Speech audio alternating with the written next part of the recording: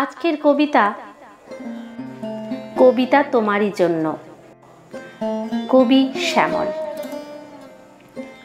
এই পৃথিবীতে জন্মেছি, নিত্য কত রূপ রঙে রসে বেঁচে আছি। কবিতা সে তো তোমারই জন্য, যত শিক্ষা দীক্ষা মোহ জ্ঞান তোমারই শ্রীচরণে সঁপে আমি আজ হয়েছি তোমাতেই ধন্য। তোমারই টানে দিন রাত এক করি, চোখের তারায় কত স্বপ্ন গড়ি। কাগজে কলমে বসে ঠায় অনিদ্রায় অষ্টপ্রহর, তোমারই করি সৃজন বারবার পুনর্বার অনন্তবার। নব নব ভাবে নবোৎসাহে রাখো বেঁধে আমায় তুমি, কখনো প্রেমে কখনো বিদ্রোহে, কত শব্দ চয়নে ছন্দের অলঙ্কারে রেখেছি সাজিয়ে তোমার অঙ্গ সৌষ্ঠব।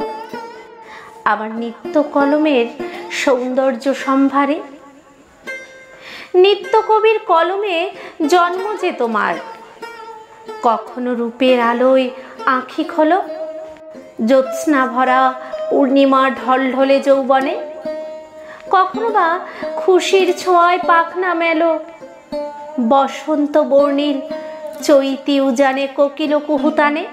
কবিতা তুমি নিঝুম রাতে কবির কলম হাতে, অস্তিত্ব খোঁজো নিভৃতে সর্বজগৎ মাঝে।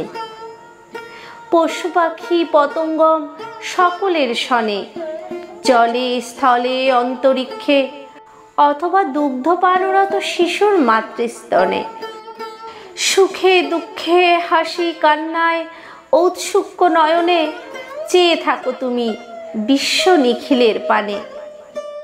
বিরাজিত তুমি সর্বক্ষণে ঐতিহ্যের জাগরণে, জন্ম তোমার জীবনের আনন্দ রসে, কত উদ্বেলে উল্লাসে জন্ম তোমার দুর্লভ এ পৃথিবীর বিরহ বিরার সকরুণ শ্বাসে।